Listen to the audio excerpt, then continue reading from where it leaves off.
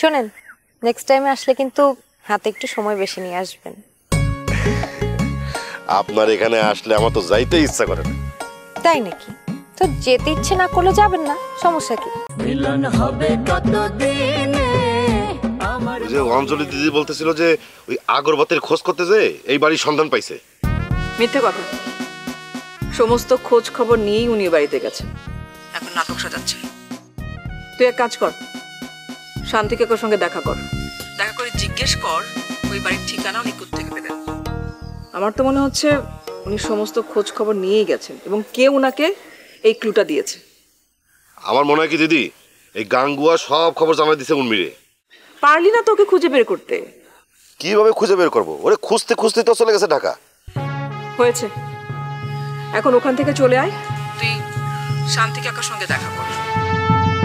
এই লোকটা আমার সমস্ত কিছু তছনছ করে দিয়েছে। এখন এই লোকটাকে আমার সবচেয়ে বেশি ভয়। দিদি আপনি কোনো ভয় পেন না, আমি আছি তো। তুই তাড়াতাড়ি চলে আয়। আর তুই ওখানে কেন গেছিস? দিদি আপনি কাজ না দিলেও আমার মনে হয়েছে যে এখানে অনেক কাজ। এই যে শান্তি কাকা এখানে ঢুকে পড়ছে, কয়দিন পর তো হারিস তালুকদার আসবে। দিদি আমি যদি আজকে না আসতাম তাহলে এত বড় খবর আপনারা দিতে পারতাম না তো। আচ্ছা ঠিক আছে, এখন আয়। আচ্ছা ঠিক আছে দিদি।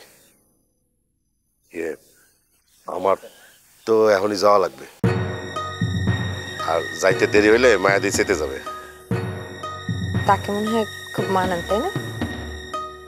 মানা তো লাগবেই, সে আসলে আমার খুব ভালোবাসে। ঠিক আছে, আজকে জানতে হলো। শোনেন, নেক্সট টাইমে আসলে কিন্তু হাতে একটু সময় বেশি নিয়ে আসবেন। আপনার এখানে আসলে আমার তো যাইতে ইচ্ছা করে না। তাই নাকি? তো যেতে ইচ্ছে না করলে যাবেন না, সমস্যা কি? চাইলে আমাদের বাড়িতে আপনি থেকে যেতে পারেন। আমাদের বাড়িতে একটা গেস্ট রুম আছে, আপনার যতদিন ইচ্ছে আপনি থাকতে পারেন। তাই নাকি? না, ভদ্রতা বলে তো একটা কথা আছে। আচ্ছা ঠিক আছে, তাহলে আমি আসি। হ্যাঁ ঠিক আছে, বাই। না মানে এই ব্যাপারটা নিয়ে তো আমার এক্সপেরিয়েন্স খুব একটা ভালো না। আচ্ছা ঠিক আছে।